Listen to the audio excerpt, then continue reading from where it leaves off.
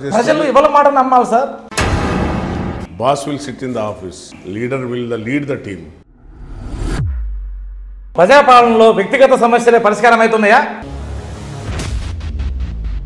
దోసుకొని దాచుకోవడానికి రాలే, ప్రజలకు సేవ చేద్దాం అని ఒక పట్టుదలతో వచ్చింది. ఎమ్మెల్యే లీడర్ కావాలి, ఎంపీ లీడర్ కావాలి, ఎక్కడికి పోతున్నాయి సార్ ఈ డబ్బులన్నీ? గత ప్రభుత్వం బీఆర్ఎస్ అండ్ బీజేపీ చీకటి మిత్రులు వాళ్ళు పోలీసుల మాట నమ్మరు అంటారు కదా. అదే కాంగ్రెస్ ప్రభుత్వం కట్టించిన స్కూల్స్ ఉన్నాయి, ఇప్పటివరకు దాన్ని రంగులేసిన దుస్థితి లేదు. నక్సల్ లిస్టులో మీరు హిట్ లిస్టుగా ఉన్నారన్నది సమాచారం, నిజమేనా? అందుకే కదా గన్ను వదిలి బ్యాలెట్ పట్టుకోమని చెప్పింది. అందుకే సో ఎమ్మెల్యే అయిన తర్వాత ఎమ్మెల్యే కొడుకు వసూలు రాజా ఏంటంటే మీరేం చెప్తారు సార్? మతం వల్ల ఎప్పుడు కూడా చూడండి దేశాలు నష్టపోతాయి తప్ప లాభపడాయి. మతం అనేది తీసుకొని వచ్చి అంతకన్నా ముందు పనిచేసినటువంటి వాళ్ళను వదులుకొని అప్పటికప్పుడు ఎమ్మెల్యే కొడుకు దగ్గరికి వచ్చారంటే ఇది సార్, ఇది నా కోసం మా కార్యకర్తలు జెండాలు పెట్టుకొని భుజాలు కాయలు కాసిండ్రు. వాళ్ళు 10 ఏళ్ల నుండి ఇబ్బందులు పడి అయినా కూడా 14-15 నెలలనే విముఖత వచ్చింది అంటే మీరేం చెప్పగలుగుతారు సార్? కేసీఆర్ ఎక్కడ పోయినా 100 కోట్లు, ఎక్కడ పోయినా 100 కోట్లు ఇచ్చిండు కదా. వ్యక్తిగతంగా ఎమ్మెల్యే బాధ్యుడు కాదు కదా. మాదిగలకి ఇయ్యమని ఎక్కడ చెప్పలేదు. 6 గ్యారంటీలు అమలులోనే ఆద్యం. పిల్లలతోని ఇంటరాక్ట్ అయ్యేటప్పుడు చెప్పిన అంబేద్కర్ గారు చెప్పారు, దేశంలో గుడ్ల కంటే గుడి ఎంత ప్రాధాన్యత బడి కూడా అంత ప్రాధాన్యత. సార్ నమస్కారం. నమస్కారం అండి. బాగున్నారా సార్? హ్యాపీ. ఎమ్మెల్యే అయినందుక ఎమ్మెల్యే అయినందుకు చాలా సంతోషంగా ఉంది. ప్రజలకు సేవ చేయడానికి అంటే మీ నియోజకవర్గంలో మీరు మాత్రమే హ్యాపీ ఉన్నారా? మీ నియోజకవర్గ ప్రజలు కూడా హ్యాపీగా ఉన్నారా? ప్రజలు సంతోషంగా ఉంటే నేను సంతోషంగా ఉంటాను, వాళ్ళు బాధపడితే నేను బాధపడతాను. సో మీ నియోజకవర్గ ప్రజలకు పూర్తి స్థాయిలో మేము అడిగిన సమాచారం మీరు మీ ప్రజలకు అందిస్తారని మేము భావించవచ్చా? 100% భావించవచ్చు. సిద్ధమేనా? సిద్ధం. ఎమ్మెల్యే గారు ఒక పోలీస్ అధికారి నుండి పొలిటీషియన్ వైపు వచ్చారు, ఎలా ఉంది? It is a tough job. Police కంటే కఠినమైంది ఇది. పోలీస్ కంటే కఠినమైన జాబ్. నేను అనుకున్నంత ఆషామాషిగా లేదు. చాలా మంది సంతోషంగా ఉంటారు ఎమ్మెల్యే అయినా అనేది, లేకుంటే కంపేరింగ్ టు అదర్ అంటే వేరే వాటితో చూస్తే ఎమ్మెల్యే కావడం ఒక కళ ఉంటుంది. కానీ కళ ఎమ్మెల్యే అయినా అంటే చాలా మంది ఆదిలోనే ఆనందపడతారు. కానీ it is not a cake walk, it is a toughest job. ఎందుకంటే ప్రతి ఒక్కరిని మనం సాటిస్ఫై చేయలేము. మన కుటుంబంలో ఉన్న వాళ్ళనే మనం ఎవరిని, ఒకవేళ ఫ్యామిలీలో కుటుంబంలో ఒకవేళ ఒక 5 పిల్లలు ఉంటే 5 కూడా మనం అంటే ఈక్వల్. వీటన్నిటికీ గల కారణం ఏందనుకోవచ్చు? జనరల్గా పబ్లిక్ మైండ్ సెట్. ప్రజలు ప్రతి ఒక్కటి కూడా మా ఎమ్మెల్యే గారి దగ్గర నుండి అయిపోతుంది పని. ఒక ఫోన్ కాల్ మీద అయిపోతుంది, లేకుంటే ఇంకేదో అయిపోతుంది.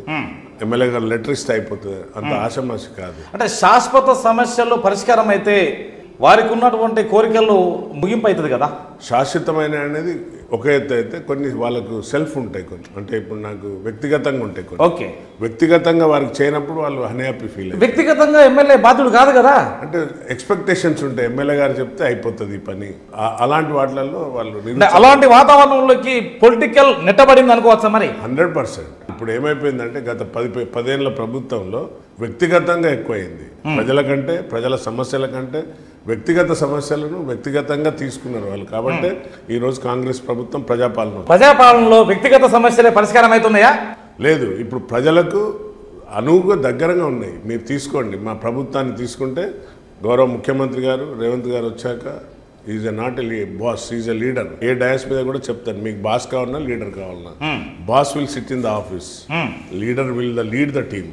సో లీడర్ కాబట్టి ప్రజలలో ఉన్నాడు, ప్రజల మనిషి, ప్రజలకు అందుబాటులో ఉన్నాడు, 24/7 అందుబాటులో. 14-15 నెలలనే విముఖత వచ్చింది అంటే మీరేం చెప్పగలుగుతారు సార్? అదంతా దుష్ప్రచారం. 100% ప్రజలలో వ్యతిరేకత వచ్చింది సార్. 100% అబద్ధం. ఇది కొన్ని మీడియాలు అంటే కొన్ని యూట్యూబ్లను పెట్టుకొని గత ప్రభుత్వం బీఆర్ఎస్ అండ్ బీజేపీ రాత్రి చీకటి మిత్రులు వాళ్ళిద్దరు కుమ్ముక్కై ఈ ఆడే నాటకం. ప్రజలు పావులు కావద్దనేది నా యొక్క అభిప్రాయం. పొలిటికల్ పార్టీల నైజాన్న ఇంత ఉంటుంది అనుకోవచ్చా? 100%. నేను మీ పార్టీ కూడా ఇంక్లూడింగ్ అనేది కాంగ్రెస్ కూడా. కాంగ్రెస్ 100% ప్రజాపాలన ప్రజలు ఇవాళ మాట నమ్మాలి సార్. ప్రజల మాటనే నమ్ముతాం. ప్రజలని కాంగ్రెస్ పార్టీ ఏమో బీజేపీ టీఆర్ఎస్ ఒకటి అంటది, బీజేపీ ఏమో టీఆర్ఎస్ కాంగ్రెస్ ఒకటి అంటది, బీఆర్ఎస్ ఏమో కాంగ్రెస్ బీజేపీ ఒకటి అంటది. ఏంది అసలు ఇక్కడ? ఒక ఉదాహరణ చెప్పండి. ఎంపీ ఎలక్షన్స్ అప్పుడు అందరం ఎంపీ ఎలక్షన్లప్పుడు వారి అభ్యర్థులు ఉన్నారు, మా అభ్యర్థులు ఉన్నారు, బీజేపీ అభ్యర్థులు. ఓకే. మధ్యాహ్నం వరకు టెంట్లు వేరువేరుగా ఉన్నాయి. తర్వాత టెంట్ ఒకటైంది, ఒక గుటి కిందికి వచ్చిండ్రు. సో దాన్ని బట్టి మీకు ఏమర్థమైంది? ప్రజలకు అర్థం అంటే మీడియా ద్వారానే, మీరే కదా you are the open eyes. అంటే మీరు ప్రజలకు నిజాన్ని చెప్పే దగ్గరగా ఉండే వ్యక్తులు కాబట్టి ప్రజలకు మీరు అందించే సమాచారం మీదనే ఇవాళ ఎక్కువ శాతం మీడియాను కొన్ని ఛానళ్ళు కొన్ని పింక్ మీడియా అటువంటి కొంచెం తప్పుదోవ పట్టిస్తున్నాయి. సో దానిపైన మేము గట్టిగా స్ట్రాంగ్గా చెప్తున్నాం. ప్రజలు ఎట్టి పరిస్థితుల్లో కూడా వాస్తవాలు తెలుసుకుంటున్నారు. 6 గ్యారంటీలు అమలులోనే ఆద్యం ఏమనుకోవచ్చు దీన్ని? 100% 6 గ్యారంటీలు అవుతున్నాయి. ఒక్కొక్కటిగా చేసుకుంటూ వస్తున్నాం. మీకు తెలుసు, శ్వేతపత్రం వదిలిపెట్టిన అసెంబ్లీలనే గౌరవ ముఖ్యమంత్రి క్యాబినెట్ అందరు కూర్చొని తీర్మానం చేసి ఒక శ్వేతపత్రం వదిలిపెట్టింది.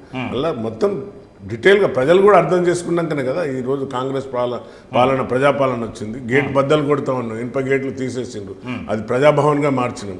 ప్రగతి భవన్ ప్రజాభవన్గా మార్చి ప్రజలకు 24/7 అక్కడ అధికారులు ఉంటున్నారు, వారి సమస్యలు తెలుసుకుంటున్నారు. 10 ఏళ్లలో ఇందిరమ్మ ఇండ్లు ఇయ్యనేళ్ళు ఇప్పుడు అందరికీ మొదలు చేసినాం. అక్కడనే ఉంది కదా ఇంకా. అది 100% తప్పది. స్టార్ట్ అయినాయి ముగ్గుపోయే కార్యక్రమాలు. సో ఈ అన్నిటిని మీరు కనుక అధ్యయనం చేస్తే మీరు ఇమ్మడగలుగుతున్నారా ఈ పొలిటికల్? ఎస్, ఇమ్మడగలుగుతున్నా. చేయాలి, తపనతో వచ్చినాయి కదా ప్రజాసేవ చేయాలని. దోసుకొని దాచుకోవడానికి రాలే, ప్రజలకు సేవ చేద్దాం అని ఒక పట్టుదలతో వచ్చినాను. ప్రజలకు సేవ చేద్దామంటే పొలిటీషియన్ ముందు నుండే కావాలి, కానీ ఆఫ్టర్ రిటైర్మెంట్ తర్వాత కోరికలు అంటే ఇక్కడ మీరు గుడ్ క్వశ్చన్, ముందే కావాలి అన్నారు. అంతే కదా. నేను స్టూడెంట్ లైఫ్ లో NSCగా చేశాను. నాకు అప్పుడు వచ్చిన ఆపర్చునిటీ ఎస్ఐగా వచ్చింది. ఎస్ఐగా జాయిన్ అయినాను 89లో. వచ్చినాక ప్రజలు దగ్గరగా చూసిన, కానీ పోలీసుల వ్యవస్థలో ఎట్లా ఉంటుంది, మనం ప్రజలకు 100% ఏమైనా చేయాలనుకుంటే చేయలేము. అది ప్రభుత్వం ద్వారా ప్రజా నాయకుల ద్వారా చేయవలసిన పనులు కొన్ని ఉంటాయి, అది పోలీసులు చేయలేము. సో బ్యూరోక్రసీ డిఫరెంట్, ఇది డిఫరెంట్. పోలీసుల మాట నమ్మరు అంటారు కదా, ఇది ఎంతవరకు? మా ప్రజలు నమ్మిండ్రు కదా నన్ను, అత్యంత మెజార్టీతో గెలిపించిన. పోలీస్ మైండ్ సెట్ వేరుంటది కదా, కానీ నాగరాజు అలాంటి వ్యక్తి కాదు. క్రిమినల్ మైండ్ లాగా ఉంటది కదా. క్రిమినల్స్ తో ఉంటాం. క్రైమ్ బ్రాంచ్ లో మీరు చేశారు కదా, క్రైమ్ లో చేసిన, టాస్క్ ఫోర్స్ చేసిన, విజిలెన్స్ చేసిన, అన్నిట్లో చేసిన కాబట్టి నాకు చాలా అపారమైన అనుభవం ఉన్నది. అలాగే ప్రజలను నాడి తెలుసుకున్న వ్యక్తిని కాబట్టి ప్రజల దగ్గరికి వచ్చాను. నేను అధికారిగా ఉన్నప్పుడు కూడా ప్రజలతోనే ఉన్నాను నేను ఎక్కువ శాతం. అంటే జనరల్గా ఎస్పీ అన్నా లేకుంటే డిఎస్పీ అన్న ప్రజలతో మమేకం కాదు. But I was in the public. అందుకనే ప్రజలు చాలా అపారమైన నమ్మకంతో వాళ్ళ నన్ను గెలిపించింది. మీరు పోలీస్గా ఉన్నప్పుడు మీకు అత్యంతగా నేను ఇన్ని సమస్యలు ప్రశ్నించాను అన్న సంతోషమైనకరమైన రోజు ఉందనుకోవచ్చా? ఎస్, 100%. అప్పుడు నక్సలిజం బాగుండే. ఏరువేత కాదు, వారిని కౌన్సిలింగ్ చేసి వారిని ప్రజలలోకి తీసుకురాగలిగిన. అందుకనే ఈరోజు నాకు ఇంత ఆదరణ ఉంది. ఈ వరంగల్ నియోజకవర్గంలో నేను పనిచేసిన కాబట్టి, అంటే ఎక్స్వెల్ డిస్టిక్లో పనిచేసిన కాబట్టి ఇక్కడ ఉన్న సమస్యల పైన బాగా అవగాహన ఉన్నది నాకు. జనజీవన స్రవంతిలోకి తీసుకురాగలిగారా? 100% తీసుకురాగలిగిన. ఉపాధి కల్పించగలిగారా? ఉపాధి నా ఛాయశక్తులు. అదే కదా, ఉపాధి విషయంలోకి వచ్చేసరికి అది రాజకీయంతో ముడిపడి ఉంటుంది. ఉపాధి అనేది పోలీస్ చేతిలో ఉండదు. Police only represent the issue to government వరకు తీసుకుపోయి అయ్యా ఇతను ఇట్లా సరెండర్ అయ్యండి, వీరికి ఏమైనా న్యాయం చేయండి అని చెప్పగలుగుతాం. కానీ అది చేయవలసిన బాధ్యత ప్రభుత్వం మీద ఉంటుంది. అందుకనే ఇవన్నీ చూసిన కాబట్టి ఈరోజు ప్రజలకు వద్దకు వచ్చిన ప్రజాపాలనలో భాగస్వామిని అయినా. సో అదే పోలీసు జాబ్లో బాధపడ్డ రోజు అట్లాంటివి కూడా ఉంటాయి కదా? ఉన్నాయి, చాలా ఉన్నాయి. కొంచెం చెప్పండి. అంటే కఠినమైన జాబ్ అంటే ఇది చాలా. పోలీస్ అప్పుడున్న వ్యవస్థలో ఫ్యామిలీతోనే గడిపే టైం తక్కువ ఉండేది. అఫ్కోర్స్ ఇప్పుడు కూడా చాలా తక్కువ ఇస్తున్నాం మా ఫ్యామిలీకి టైం. ఒక ½ అవర్ వాళ్ళతో స్పెండ్ చేస్తే మా ఎక్కువ. పోలీసులో ఉన్నప్పుడు కూడా సిమిలర్లీ అప్పుడు ఉన్న ప్రతి ఉదయం నుండి రాత్రి వరకు ఒక వ్యవస్థ, రాత్రి నుండి ఉదయం వరకు ఒక వ్యవస్థ ఉండేది. ఆ వ్యవస్థలలో ఫ్యామిలీకి నేను ఫుల్ టైం ఇవ్వలేకపోయినాను, ఇప్పుడు కూడా ఇవ్వలేకపోతున్నాను. నక్సల్ లిస్టులో మీరు హిట్ లిస్ట్గా ఉన్నారన్నది సమాచారం నిజమేనా? అప్పుడు నిజమే, 100%. ఎందుకని గల కారణం ఏంది మరి? అంటే వారికి జనజీవన స్రవంతిలోకి మీరు ఆహ్వానించినప్పుడు వాళ్ళు మిమ్మల్ని హిట్ లిస్టులో పెట్టవలసిన కారణం ఏంట? అదే కదా, వారికి నచ్చని పని అది. జనజీవనంలో తీసుకొస్తున్నాం కాబట్టి వారు నచ్చలేదు. అంటే చాలామంది విద్యార్థులను, గ్రామాలలో ఉన్న చదువుకులని డ్రాప్అవుట్స్ అయిన విద్యార్థులను వాళ్ళు టార్గెట్ చేసుకునేది. అటువంటి వాళ్ళనే వాళ్ళు పార్టీలకు తీసుకొచ్చేది. ఆవేశపూరితమైన పర్సన్స్ అంటే వ్యక్తులను ఐడెంటిఫై చేసి వారిని గ్రామంలో ఒక మంచి ఏదో ఒక సమస్య చూపెట్టి వారిని తీసుకుపోయేది. సో అలాంటి వాళ్ళని కౌన్సిలింగ్ చేసి వద్దునైనా ఇది తప్పు. నిజంగా వాళ్ళ సమస్య అంటే నక్సల్స్కు ప్రభావితం కావడం అది కరెక్టే అనుకోవచ్చు కదా. అంటే అక్కడ ఉన్న సిచ్యువేషన్స్, యువత అక్కడ ఉన్న వెట్టి చాకరీ కావచ్చు, అక్కడ ఉన్నటువంటి డిమాండ్స్ కావచ్చు, లేకపోతే అక్కడ ఉన్నటువంటి సమస్యల పట్ల ప్రభుత్వం సరిగ్గా పట్టించుకోకపోవడం వల్ల లేదు. అందుకే కదా గన్ను వదిలి బ్యాలెట్ పట్టుకోమని చెప్పింది. అందుకే ప్రజా సమస్యలు ఏది కూడా తుపాకీ ద్వారా రాదు. వాళ్ళదేమో తుపాకీ కొట్టడం ద్వారా రాజ్యాధికారం ఉన్నారు. చెప్పండి ఇప్పుడు ఏదైతే మావోయిస్ట్ సిద్ధాంతం ఇప్పుడు ఎక్కడైనా సక్సెస్ అయిందా? రష్యా అసంటిదే కూలిపోయింది, వెస్ట్ బెంగాల్ అసంటిదే కూలిపోయింది, ప్రజాపాలన వచ్చింది. దున్నేవందే భూమి కావచ్చు, లేకపోతే వీళ్ళు అరాచకాలు కావచ్చు, రకరకాల వీటి మీదనే కదా వాళ్ళు పోరాటం చేసింది. పోరాటం చేసి మీ మీద కాదు కదా, పోలీసు వాళ్ళ మీద కాదు కదా పోరాటం చేసింది. సిద్ధాంతం కరెక్టే ఉండొచ్చు, సిద్ధాంతం అమలుకి వచ్చే వరకు వాళ్ళు చేసిన అరాచకాల వల్లనే ఈ రోజు ప్రజలకు దూరం అయింది. ప్రజలకు ఎందుకు దూరం? వాళ్ళు కూడా అరాచకం చేశారా? చేసింది కదా. అమాయకులను చంపడం, ఇన్ఫార్మర్ అనే ముద్ర వేసి చంపడం, ఇట్లా చేసేట్లనే వాళ్ళు అంటే వాళ్ళు ఇన్ఫర్మేషన్ ఇవ్వడం వల్లనే పోలీసు బలగాలు వాళ్ళ మీద దాడి చేసి ఎన్కౌంటర్ చేసినాయి కదా సార్. అనేకము అంటే వాళ్ళు చేసినటువంటి హత్యలు కావచ్చు, ఇంకోటి కావచ్చు, దానికన్నా పోలీసు వాళ్ళు చేసిన ఎన్కౌంటర్ ఫేక్ ఎన్కౌంటర్ అని అది ఆల్రెడీ మనకు నిర్ధారణ కూడా అయింది కదా సార్. ఫేక్ ఎన్కౌంటర్లు ఎప్పుడు చేయరు పోలీసులు. ఫర్ యువర్ కైండ్ ఇన్ఫర్మేషన్, పోలీసులు ఫేక్ ఎన్కౌంటర్ చేస్తే తప్పనిసరిగా మీ ఆధ్వర్యంలో ఎప్పుడన్నా అయిందా? జరగలేదు, 100% జరగలేదు. ఫేక్ ఎన్కౌంటర్ ఏదున్నా కూడా ఎన్కౌంటర్ జరిగిందా? ఎన్కౌంటర్ అన్నారు, దాన్ని ఎదురు కాల్పులు అంటారు. ఎన్కౌంటర్ మీరు వాడే భాష ఎన్కౌంటర్, మేము చెప్పేది ఎదురు కాల్పులు. ఎదురు కాల్పులు జరిగినప్పుడే అదే మా ప్రాణరక్షణకు వాళ్ళకి హెచ్చరిస్తాం సరెండర్ కాండి అని. వినకుంటే వాళ్ళు కాల్పులు జరుపుతారు. వాళ్ళ కాల్పులు వచ్చినాకనే మేము కాల్పు. సరే, ఎప్పుడన్నా మీ ప్రకారమే ఎదురు కాల్పులు జరిగినాయా మీ ఆధ్వర్యం? చాలా సందర్భాల్లో అయినాయి. ఎంతమందిని? ఇక అది ఇప్పుడు చెప్తే బాగుండదేమో. అయినాయి ఎన్కౌంటర్, ఈ ఎక్స్చేంజ్ ఆఫ్ ఫైర్. వాళ్ళ పిల్లల భవిష్యత్ ఏంటి సార్? అలాంటి వాళ్ళు ఎవరు కూడా లేరు. వాళ్ళంతా కూడా మంచిగా ఉన్నారు, ఇప్పుడు కంఫర్టబుల్ ఉన్నారు. నా చేతిలో అలాంటి వాళ్ళు ఎవరు కూడా అమాయకులు ప్రాణాలు కోల్పోలే. అందరికి న్యాయం చేసిన కాబట్టి ఈరోజు ప్రజాపాలనలో వచ్చినాడు. ముందే ఊహించారా మీరు టికెట్ కన్ఫర్మ్ అవుతుందని? లేదు, ముందు అసలు ఊహించలేదు. అసలు పార్టీకి నేను వస్తాను కూడా ఎక్స్పెక్ట్. వర్ధన్నపేటకు తెల్లారులేసరికి ఒక మీ ద్వారా అంటే ఎందుకు ఎట్లా అనుకోవచ్చు దీన్ని? మీరు ముందు ఊహించలేదు, మరి ఎలా అయింది? వర్ధన్నపేటకు రావడానికి కారణం అక్కడ ఉన్న నాయకత్వ లోపాలు. నాయకత్వ లోపాలు. తర్వాత మీకన్నా ముందు అక్కడ కాంగ్రెస్ వాళ్ళు ఎవరు లేరా? అప్పుడున్న నాయకులు చేసిన అభివృద్ధి పనులే ఉన్నాయి అక్కడ. సో ఇప్పుడు గత 10 ఏళ్లలో తెలంగాణ వచ్చింది దేనికోసం? నీళ్లు, నిధులు, నియామకాలని. ఎక్కడ కూడా అవి జాడలో కూడా లేవు. సో అందుకనే వాటిపైన ఆ నియోజకవర్గంలో పోరాటం చేసే వాళ్ళు లేరు అనుకోవచ్చా? 100% కాంగ్రెస్ లో చేసింది, కానీ సరైన న్యాయం చేయలేదు ప్రజలకు. సో అందుకనే ప్రజలు గుర్తించింది. 2 సార్లు గెలిచింది కదా అరూరావు రమేష్ గారు, భారీ మెజార్టీతోని. అది 2 హరీష్ రావు కన్నా ఎక్కువ. అదే కదా, అక్కడనే పాపం ప్రజలు భ్రమపడ్డారు. ఫస్ట్ ఏమన్నారు? 5 ఏళ్ళ పసుకున ఇంకొక 5 ఏళ్ళు ఇవ్వండి మాకు, ఇస్తే తప్పనిసరిగా అభివృద్ధి చేస్తా ఉన్నారు. కానీ ఎవరు అభివృద్ధి అయినారు? ఒక కుటుంబమే అభివృద్ధి అయింది. తర్వాత లోకల్ ఎమ్మెల్యేలు, తర్వాత చిన్న నాగరాజు గారు పాలిటిక్స్ మాట్లాడుతున్నాడు అనుకోవచ్చా? పాలిటిక్స్ మాట్లాడుతున్నాను, అదే కదా, నగ్న సత్యాలు మాట్లాడుతున్నారు. అదే పోలీసు నుంచి పాలిటిక్స్ వచ్చారు కదా. రాజకీయానికి పోలీసుకు ఉన్న వ్యత్యాసాలు, నిజాలు మాట్లాడుతున్నా. ఇక్కడ ఉన్న గత ప్రభుత్వంలో మేము కూడా తెలంగాణ రావాలి, అందరి జీవితాలు బాగుపడాలని పోలీసు కూడా వ్యవస్థ కూడా అప్పుడు వారికి సపోర్ట్ చేసిండ్రు. నేను కూడా డిఎస్పీ జనగాం ఉంటున్నప్పుడు తెలంగాణ ఊవెత్తున లేచిన ఏదైతే ఉద్యమంలో నేను కూడా ఉంటే నన్ను ఓవర్ నైట్ ట్రాన్స్ఫర్ చేసిండ్రు. ఎందుకంటే తెలంగాణ వాళ్ళు తెలంగాణకు సపోర్ట్ చేస్తున్నారని ట్రాన్స్ఫర్ చేసిండ్రు. ఎక్కడ చేశారు సార్? హైదరాబాద్ వేసింది, సిసిఎస్ కు. డిఎస్పీ జనగాం నుండి హైదరాబాద్ పోయింది. సో అక్కడున్నా కూడా నేను తెలంగాణ కోసం అరే రావాలి అని ఒక తపన ఉండే. తెలంగాణ వస్తే మన పిల్లల భవిష్యత్తులు మారుతాయి. వచ్చింది 10 years ఎవరి వల్ల వచ్చింది? ఎవరో పులి నోట్ల తల, సాగు నోట్ల తల పెట్టిన వాళ్ళ కాదు. నిజమైన శ్రీకాంతాచారి, నిజమైన కిష్టయ్య. ఇది సబ్బండ వర్గాల పోరాటం సార్ కాదు, సంబంధ వర్గాల పోరాటం. సంపన్న వర్గాలదేమో ఒక ఎత్తు అయితే సంబంధ వర్గాల పోరాటంతో తెలంగాణ వచ్చింది. కానీ ఆ సంబంధ వర్గాలకు ఏం రాలేదు అంటారు, అంతేనా? సంబంధ వర్గాలకు ఏం కాలేదు, న్యాయం జరగలేదు. మీరు ఎగ్జాంపుల్ తీసుకోండి, ఉద్యోగాలు వస్తుంది, మనకు నియామకాలు అన్నారు. నియామకాలు ఎక్కడ వచ్చినాయి చెప్పండి? సాఫ్ట్వేర్ ఆయన ఇప్పుడు ఏదైతే సన్యాసి కేటీఆర్ మాట్లాడుతున్నాడు, అప్పుడప్పుడు అందరినీ సన్యాసులు అంటున్నాడు. ఆ సన్యాసి ఏం చేసింది చెప్పండి?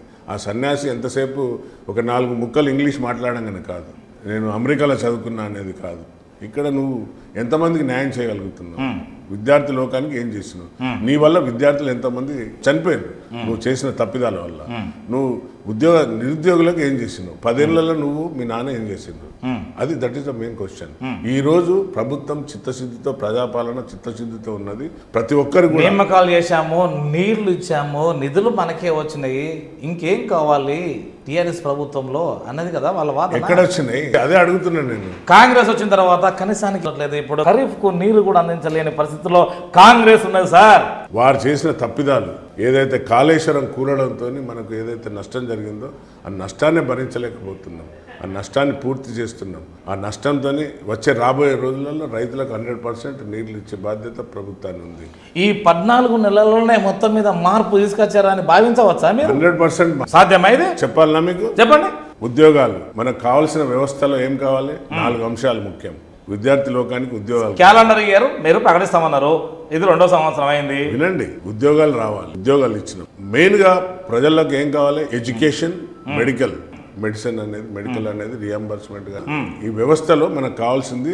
జనరల్గా అసలు ప్రజలు కానీ ఇప్పుడు రాబోయే తరంలో ప్రజలు చాలా విద్యావంతులు అవుతున్నారు, మేధావులు అవుతున్నారు, తెలుసుకుంటున్నారు. కాబట్టే కదా నిరుద్యోగం పెరిగింది. అదే రాబోయే రోజుల్లో 100% ఉచితాల మీద పోరు. నిరుద్యోగ వృత్తి లేదు, పెన్షన్ లేదు, 100% రైతు బంధు లేదు. తప్పది. రాంగ్ కాన్సెప్ట్లు ఉన్నారు కాబట్టి చెప్తున్నా. ఏదైతే కావాలనో ప్రజలకు మెయిన్గా విద్య, ఉద్యోగం, తర్వాత వైద్యం. సో ఇవి ఇవ్వాల్సిన బాధ్యత ప్రభుత్వాన్ని. మీరు చూడండి, మనం రాగానే 56 వేల పైచీలకు ఉద్యోగాలు ఇచ్చినాం, కారుణ్య పోస్టులు ఇచ్చినాం. వైద్యంలో ఎన్నో రోజుల నుండి మెడికల్ ఫీల్డ్లో రిక్రూట్మెంట్ కాలేదు. రిక్రూట్మెంట్ మీరు చూసారు, ఎల్బీ స్టేడియంలో పెద్ద ఎత్తున అందరిని పెట్టి ఫ్యామిలీస్తో ఇస్తే వాళ్ళ కళ్ళల్లో ఆనందం చూసినాం. అది main. Service is the most important to the common man. అంటే ఏదైతే నర్స్ పోస్టులు కానివ్వండి, ఇంకేదైనా పోస్టులు, మెడికల్ పోస్టులు కానివ్వండి, తర్వాత మన సెక్రటరియట్ పక్కకు కూడా పెట్టి మెడికల్ డాక్టర్స్ కూడా రిక్రూట్మెంట్ జరిగింది. ప్రజలకు ఏదైతే కావాలనో అది ఇస్తున్నాం. ప్రజలకు ఏదైతే విద్య, వైద్యం, తర్వాత ఉద్యోగాలు, తర్వాత ఎడ్యుకేషన్, స్పోర్ట్స్ కానివ్వండి. Yes, I'm sports men. ఏదైతే పబ్లిక్ నాడికి యూత్కి ఏదైతే కావాలనో అది మా ముఖ్యమంత్రి గారు, క్యాబినెట్ అంతా కూడా ఒక టీం వర్క్గా చేస్తున్నారు. తర్వాత స్కిల్ యూనివర్సిటీ తెచ్చింది. ఇప్పుడు ఆయన ఇంగ్లీష్ లో బాగా మాట్లాడతాడు, ఆ సన్యాసి కేటీఆర్. పద్ధతి కాదు అంటే మీడియాను, అంటే ఏదైతే వాళ్ళు ధనం దోసి దాచుకున్న డబ్బుతో వారిని ఒక్కటి నేను స్టేట్ క్వశ్చన్ మిమ్మల్ని కూడా అడుగుతున్నా, మీ ద్వారా ప్రజలు, వారు ఉద్యమాలకు రాకముందు ఎంత ఆస్తున్నది, ఉద్యమాల తర్వాత తెలంగాణ వచ్చినాక ఎన్ని ఆస్తులు వచ్చినాయి, మొత్తం ఫ్యామిలీని తీసుకోండి. ఈ ఉద్యమం తర్వాత, ఉద్యమం ముందు ఎట్లున్నారు, ఉద్యమం తర్వాత ఎట్లు, మరి ప్రజలకు కూడా అదే విధంగా న్యాయం చేయాలి కదా. మనకు వచ్చింది అదే కదా తెలంగాణకు. ఆంధ్రాలో దోసుకపోయిన లేదో నేనేదో చూడలేదు, ఇప్పుడు చూస్తున్నా. వీళ్ళు దోసుకున్న డబ్బు తీస్తే మన మొత్తం తెలంగాణ బాగుపడుతుంది. అనిశ్చితమైన ఆలోచనలు, అనిశ్చితమైన వ్యవహారం, 100% తుగ్లక్ పాలన. విద్య ఏ విధంగా ఉండాలని మీరు భావిస్తున్నారు, whether in private or government? అందుకే కదా ప్రభుత్వం ఆలోచించి SC, ST, BC, minority schools కాకుండా ఇప్పుడు ఇంటిగ్రేటెడ్, అక్కడనే కులవివక్షణ జరగకుండా ఒక దూరమైన మంచి ఆలోచనతోని ఇంటిగ్రేటెడ్ స్కూల్స్ కడుతున్నారు. మోడల్ స్కూల్ వచ్చేసినాయి. మోడల్ స్కూల్స్ అన్ని పక్క పెట్టి ఇప్పుడు కట్టే ఏదైతే ప్రభుత్వం ఏ విధానంలో ఉండాలి, ఆ విధానంలో ఉండాలి. ఎడ్యుకేషన్ అనేది ఆ యొక్క విద్యార్థికి రేపు బయటకు వచ్చినాక బాగుపడే ఒక విద్యను అందించినప్పుడే అతను ఉపాధి. ఇంకా SC, ST, BC, minority hostel ఉన్నాయి కదా, ఇవన్నీ హాస్టల్ల పేరు మార్చి ప్రభుత్వ హాస్టల్, అందులో ఇంక్లూడింగ్ ఎఫ్సి, ఓసీ కూడా అందులోకి రావాల్సిన అవసరం ఉందా లేదా? 100% అదే కదా ఇప్పుడు ఇంటిగ్రేటెడ్ స్కూల్స్ అనేది, అది దాని కాన్సెప్టే అది. అక్కడ అందరు ఉంటారు, సంబంధ వర్గాలు అందులో ఉంటాయి, అందులో డౌటే లేదు. అందరూ ఎంతకాలం పట్టవచ్చు? ఇంకా ఆల్రెడీ స్టార్ట్ చేసినాం. ఒక్క పక్క కార్పొరేట్ స్కూల్స్ ఏ విధంగా పెరిగిపోతున్నాయో మీకు తెలుసు, అది సత్యము, అందరికి ప్రజలకు తెలుసు. మీకు తెలుసు కార్పొరేట్ స్కూల్ ఎట్లా ఈ 10 ఏళ్లలో ఎంత డెవలప్ అయిందో మీకు తెలుసు. ఒక 2 వ్యక్తుల వల్ల, గత ముఖ్యమంత్రి పల్లరాజేశ్వర రెడ్డి అని, మొత్తం వాళ్ళ గుప్పిట్లో ఉండే ఎడ్యుకేషన్ అంతా అన్ని ప్రైవేట్ స్కూల్స్ కు, ప్రైవేట్ కూడా అదే పద్ధతి కదా. దాన్ని ఇప్పుడే మనం తొందరగా వాళ్ళని అడ్డు విడలేము. గుర్తుపెట్టుకోండి, ప్రైవేట్ స్కూళ్ళు, ప్రైవేట్ యాజమాన్యం ఎంత పవర్ఫుల్ ఉన్నాయి. ఆ విధంగా అడుగులు కాంగ్రెస్ పార్టీ ఇస్తుందా? దీనికి మీరు నాగరాజు గారు, ఎమ్మెల్యే గారు ఆవేస్తున్నారా? 100%. అందుకే ఎడ్యుకేషన్ మీరు తీసుకోండి. ఇప్పుడు మా గవర్నమెంట్ స్కూల్స్ అన్ని కూడా మాడిఫై చేసి వారన్నిటి కూడా మాకు ఇచ్చే నిధులకెళ్ళి 2 కోట్ల రూపాయలు ప్రత్యేకంగా మహిళా పిల్లల కోసం, మా బడుగు బలైన సంబడ వర్గాల కోసం స్కూళ్ళలో అన్ని ఫెసిలిటీస్ చదివే వాళ్ళు లేరాడా? చదివే వాళ్ళు ఉన్నారు, ఎక్కడ లేరు. నమ్మకం ఎందుకంటే లేదు, పోయింది నమ్మకం పోయింది. స్కూల్ మీద నమ్మకం లేదు. 10 ఏళ్లలో ఎవరు పట్టించుకోలే. అదే కాంగ్రెస్ ప్రభుత్వం కట్టించిన స్కూల్స్ ఉన్నాయి, ఇప్పటివరకు దాన్ని రంగులేసిన దుస్థితి లేదు. కలవాలి, కల్పించాలి. ఇప్పుడు ప్రజలకు అదే మేము కల్పించబోయేది, అదే ఇంటిగ్రేటెడ్ స్కూల్. అదే దానివల్లనే ఈరోజు అందరూ కూడా కులము మతము అనేది సమాజంలో వారికి ఇప్పటి నుండే పిల్లల మైండ్లో రాకుండా ఇంటిగ్రేటెడ్ స్కూల్ అనేది దాని యొక్క కాన్సెప్ట్. 100% ఎడ్యుకేషన్ ఇస్తాం. వైద్యం కూడా ఎలా ఉండాలని మీరు వైద్యం అనేది ఫ్రీ ఉండాలి అనేది మా కాన్సెప్ట్. అందుకే కదా 10 లక్షలు 5 లక్షలు ఉన్నదని 10 లక్షలు. ఎవరికి ఇస్తున్నారు ఈ డబ్బులు? ఏ హాస్పిటల్ మీరు ఇచ్చేటువంటి మీ లీటర్ ద్వారా కానీ హాస్పిటల్ పోతున్నాయి ఇవన్నీ? ఈ డబ్బంతా అంత గతంలో యశోద అనే ఒక ఆసుపత్రి ఇప్పుడు కూడా అట్లే లేదు. 100% అది బ్లాక్ లిస్ట్ లో ఉన్నది. ఇప్పుడు ఎమ్మెల్యే లీటర్ కావాలి, ఎంపీ లీటర్ కావాలి, ఎక్కడికి పోతున్నాయి సార్ ఈ డబ్బులన్నీ? నిమ్స్ అనే ఆసుపత్రి, దాంట్లో మంచి మెరుగైన వైద్యం ఉన్నది, అక్కడికి పంపిస్తున్నాం. ఇప్పుడు పేదవానికి అందుబాటులో ఉన్నది నిమ్స్ ఆసుపత్రి. తర్వాత మీరు అనుకున్న వైద్యం ఏంటిది అంటే ఉన్నవాడికి లేని వాడికి ఒకటే తీరు వైద్యం? రాబోయే కాలంలో నేను కోరుకునేది అదే, ఉచిత వైద్యం రావాలి. సాధ్యమైతే అనుకోవచ్చా? మైండ్ సెట్ వేరుంది ప్రజలది, మైండ్ సెట్ మారుతుంది. ప్రజలు అదే కదా నేను కోరుకునేది. ప్రజలు ఇప్పుడు ఉచిత వైద్యం, ఉచిత ఎడ్యుకేషన్ కోసం ఈ ఉచితాలు వద్దంటున్నారు. ఉపాధి మీద ఉపాధి తీసుకోండి. అందుకే ఇప్పుడు స్కిల్ యూనివర్సిటీ తీసుకొచ్చింది. ఇంతవరకు నిరుద్యోగ బుద్ధి లేదు. నిరుద్యోగ బుద్ధి ఇస్తాం, మీరు పెడతా అన్నారు. కానీ మీరు చూసిండ్రు తెలంగాణ బంగారు తెలంగాణ అని చిప్ప చేతులు ఇచ్చిపోయింది, మొత్తం సంపాదించి. మీకు తెలియదా? ఎవరికి తెలియదా? ప్రభుత్వం పొలిటికల్ గేమ్ కాకపోతే లేదు. 100% అబద్ధం. వీళ్ళు ఏదైతే తెలియదా సార్? వాళ్ళంతా లూట్ చేసిరని మరి అదే కదా లూట్ చేసుకున్నారు కదా. మాకు తెలుసు కదా స్థితిగతి. బంగారు తెలంగాణ కదా. కేసీఆర్ ఎక్కడ పోయినా 100 కోట్లు, ఎక్కడ పోయినా 100 కోట్లు ఇచ్చిండు కదా. అందుకే మేము అనుకున్నాం బంగారు తెలంగాణ వచ్చినాక అందరికీ న్యాయం చేయొచ్చు అనుకున్నాం. కానీ చూస్తే మొత్తం ఏళ్లతో సహా చిప్పతో సహా నాకిపోయాను. అందుకే ప్రభుత్వం ఇప్పుడు దాన్ని సరి చేసుకుంటా, ముఠామేస్త్రి అన్నారు మా సీఎం గారిని. ఎస్, అన్నిటిని సరి చేసుకుంటా ఒక్కొక్క మెట్టును ఒక్కొక్క ఇటుకను పేర్చుకుంటా వస్తున్నారు. ఏంటి అసలు ఎస్సీ వర్గీకరణ?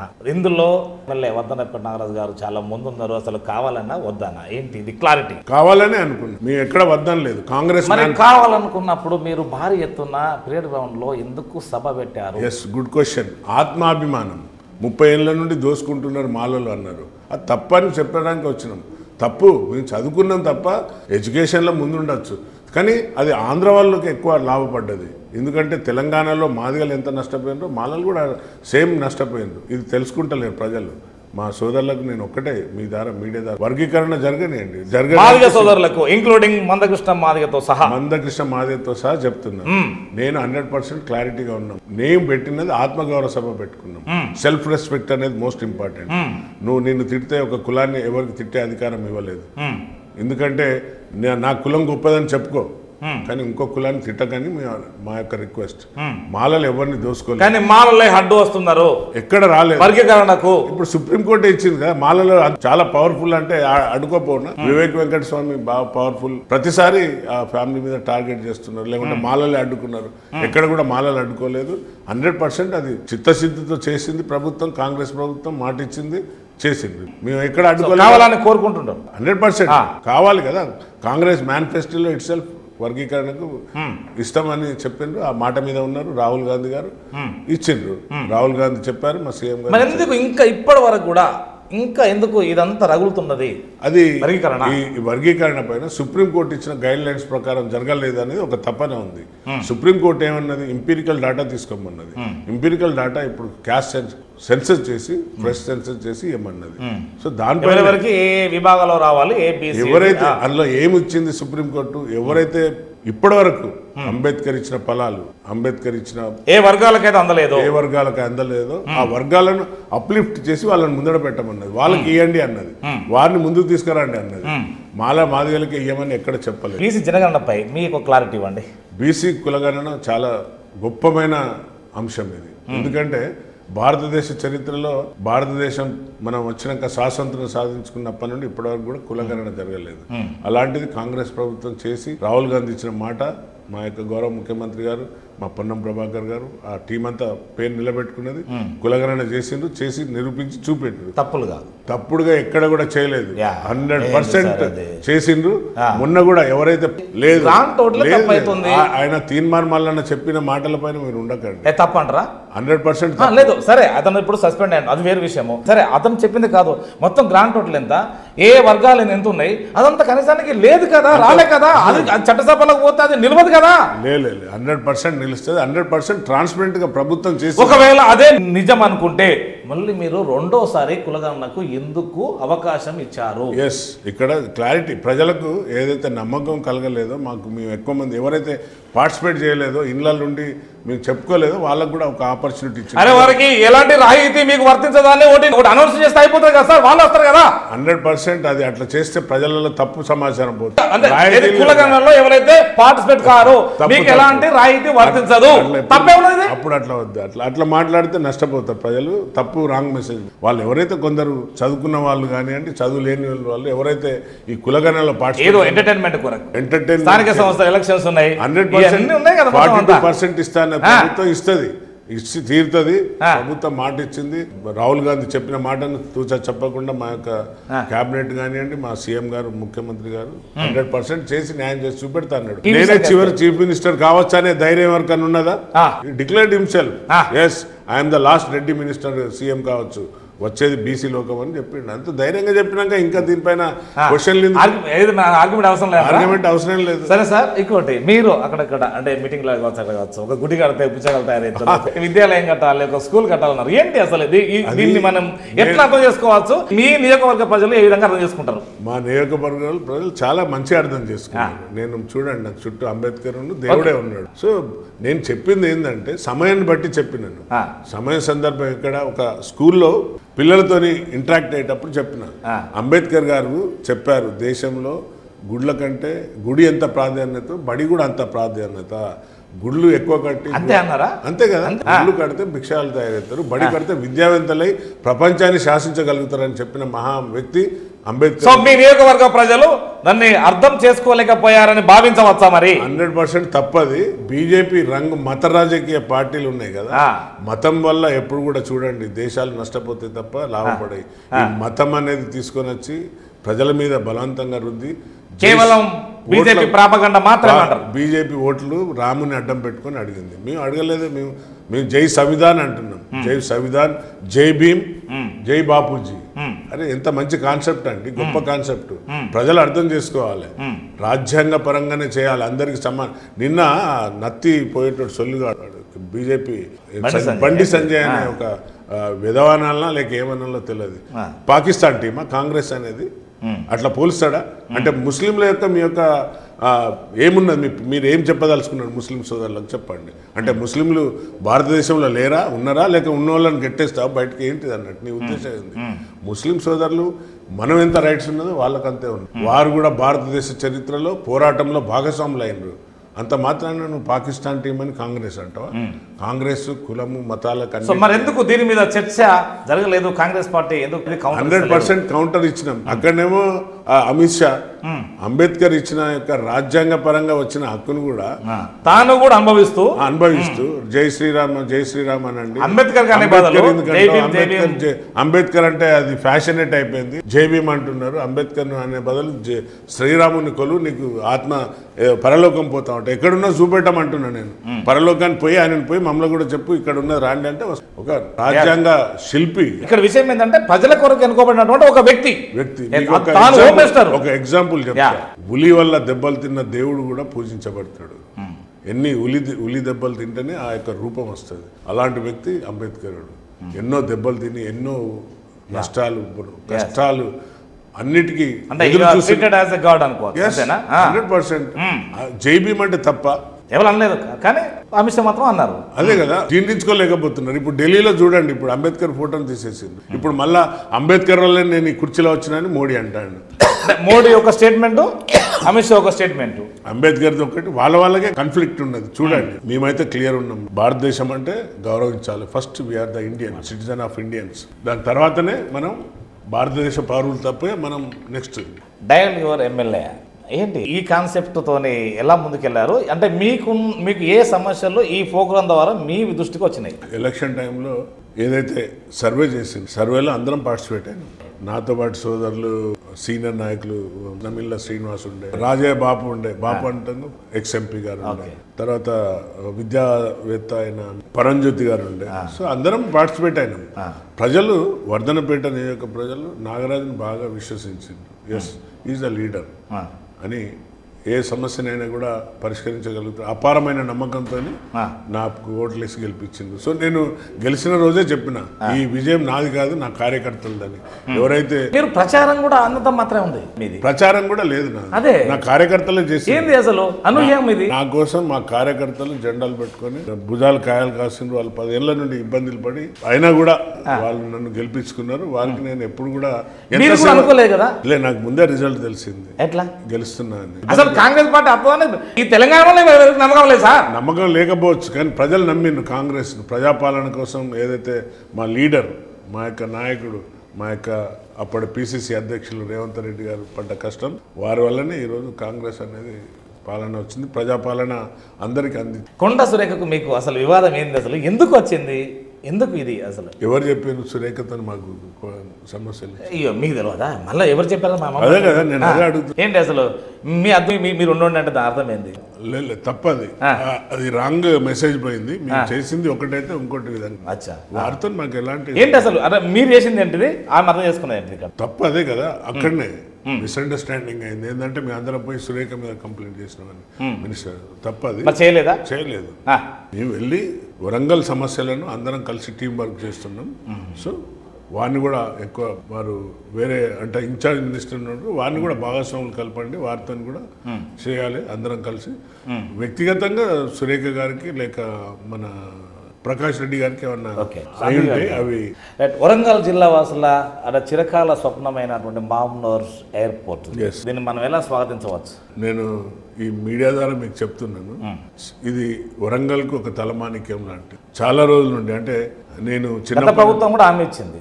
గత ప్రభుత్వం కోసం ఏం చెప్పినా కూడా ఆ సన్యాసుల కోసం ఎంత తక్కువ మాట్లాడితే అంత మంచిది ఉంటుంది.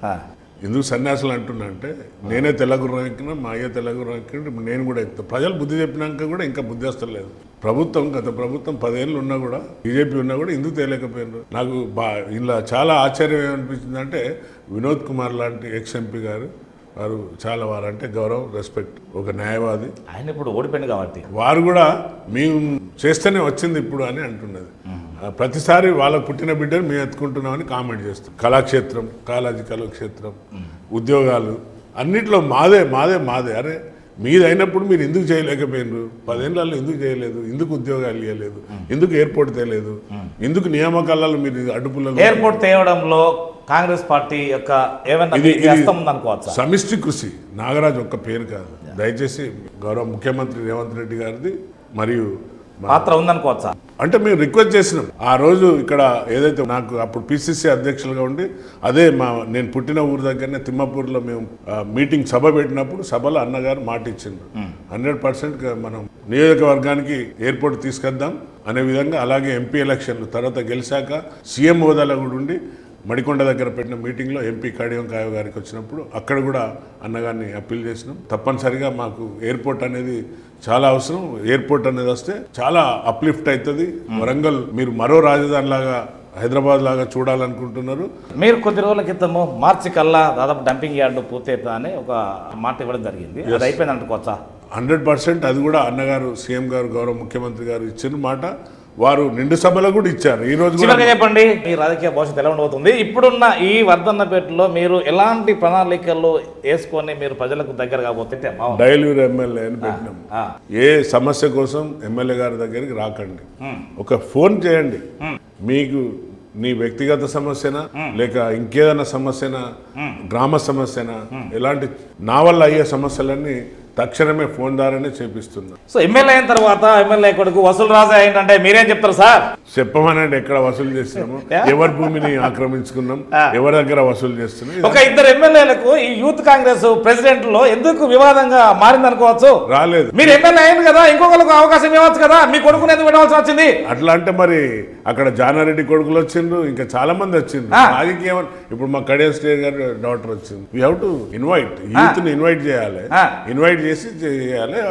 నేనేం వాడిని కాంపిటీషన్ లో దిగమని మీరు దిగమనకపోతే నేను ఎక్కడ కూడా 100% నేను చెప్తున్నా, నా కొడుకు కోసం నేను క్యాన్వాస్ కూడా చేయలే, ఎవరికి చెప్పలే ఓటేయమని. యూత్ అంతా వారి దగ్గరికి వచ్చి అంతకన్నా ముందు పనిచేసినటువంటి వాళ్ళను వదులుకొని అప్పటికప్పుడు ఎమ్మెల్యే కొడుకు దగ్గరికి వచ్చారంటే ఇది సార్, ఇది నమ్మాలి, అక్కడనే ఉంది. నమ్మించగలిగారా? నమ్మించగలగలేదు. అదే మరి ఇప్పుడు నేను కొత్తగా వచ్చిన, అయినా నన్ను నమ్మిన ప్రజలు గెలిపించారు కదా. ఓకే, ఒక పోస్ట్ వచ్చింది, ఇంకోటి కావాలా? అట్లా అనుకుంటే ఎట్లా మరి? సేవ చేయాలనుకున్నాం, చేస్తున్నాం. నేను ఇండైరెక్ట్ గా మొత్తం మీద పొలిటికల్ కొడుకు ఎంత దింపారు, ఒక మాట వేశారు అంతేనా? నేను దింపలేదు, అంతే కదా. ఫర్ యువర్ కైండ్ ఇన్ఫర్మేషన్ వాడిని దింపలేదు.